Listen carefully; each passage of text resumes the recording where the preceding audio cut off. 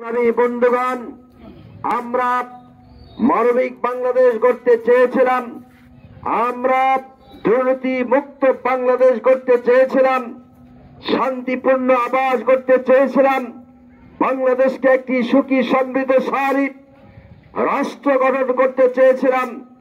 কিন্তু শেখ হাসিনার সরকার 2008 সালের 29 ডিসেম্বর একটি নির্বাচনের মাধ্যমে মঈনুদ্দিন এবং ফখরুদ্দিনের হাত ধরে সরকার গঠন করে গোটা দেশে লক্ষ লক্ষ আসামি বানিয়ে হাজার হাজার মিথ্যা মামলা সাজিয়ে আমাদের নেতা কর্মীদেরকে পর্যদস্ত করা হয়েছিল।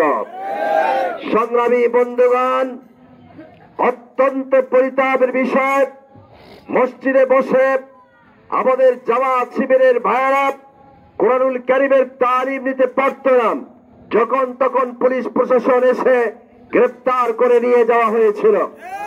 কারো বাড়িতে বসে কোরআনুল কারীমের আলোচনা, উযু গোসলের শিক্ষা, পুরুষ তো দূরের কথা, মা বোনদেরকেও গ্রেফতার করে জেলখানায় যেতে হয়েছিল। বাংলাদেশের মানুষ দেখেছে সবচেয়ে বেশি স্টিম রোলার চালানো হয়েছে বাংলাদেশ জামাত ইসলামী দলের উপরে।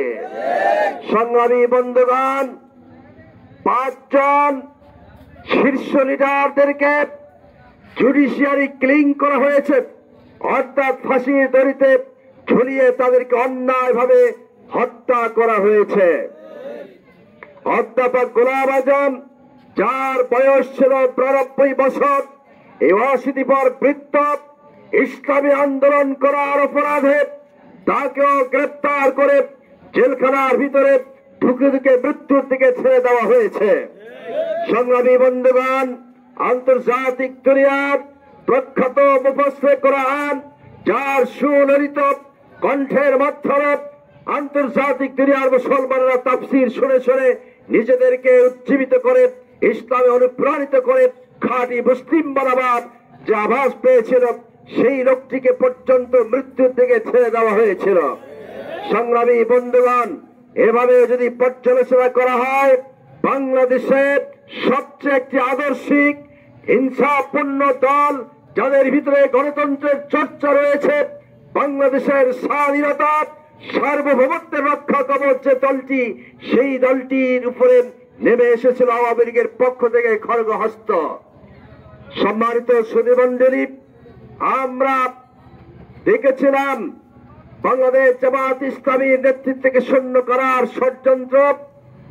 আজ সরকার গঠনের কয়েকদিনের মধ্যে বাংলাদেশের দেশপ্রেমিক সেনাবাহিনীকে ধ্বংস করার চক্রান্ত করা হয়েছে। 2009 সালের 24 এবং 25 ফেব্রুয়ারি পিলখানা হত্যাকাণ্ডের মাধ্যমে সেখানে 57 জন সেনা চৌকস কর্মকর্তাকে হত্যা করে শেখ হাসিনার ক্ষমতাকে প্রলম্বিত করেছে। উদ্দেশ্য হল এই ডানপন্থী বাংলাদেশের দেশপ্রেমিক সেনাবাহিনীকে যদি ধ্বংস করা যায়, অপরদিকে বাংলাদেশের জনগণের আস্থাশীল সংগঠন জামাত ইসলামী নেতৃত্বকে শূন্য করা যায়, তাহলে 2041 সাল পর্যন্ত শেখ হাসিনা ক্ষমতায় থাকবে। কিন্তু আল্লাহর বাদ, আক্কেলের বাদ, মহান আল্লাহ রাব্বুল আলামিন এত অত্যাচার, স্টিম রোলার, পরহেজগার লোকদেরকে পর্যদস্ত, আলেম ওলামাদেরকে নির্যাতিত করে কোন দুনিয়ার ফ্যাসিস্ট কিংবা স্বৈরাচার টিকে থাকতে পারেনি। যেমন পারে নাই ফেরাউন, যেমন পারে নাই নমরুদ, যেমন পারে নাই সাদ্দাত, যেমন পারে নাই হামান, যেমন পারে নাই আবু জেহেল সহ আরো অনেকে। সংগ্রামী বন্ধুগণ, আবু জেহেল রাজকে বেঁচে না থাকলেও তাদের প্রেতাত্মারা ইসলামকে ক্ষতি সাধনের জন্য, ইসলামী নেতৃত্বকে ধ্বংস করার জন্য যে ষড়যন্ত্র করা হয়েছিল, এই ষড়যন্ত্রের মধ্যে জামাত ইসলামী শীর্ষে। ঠিক না ঠিক?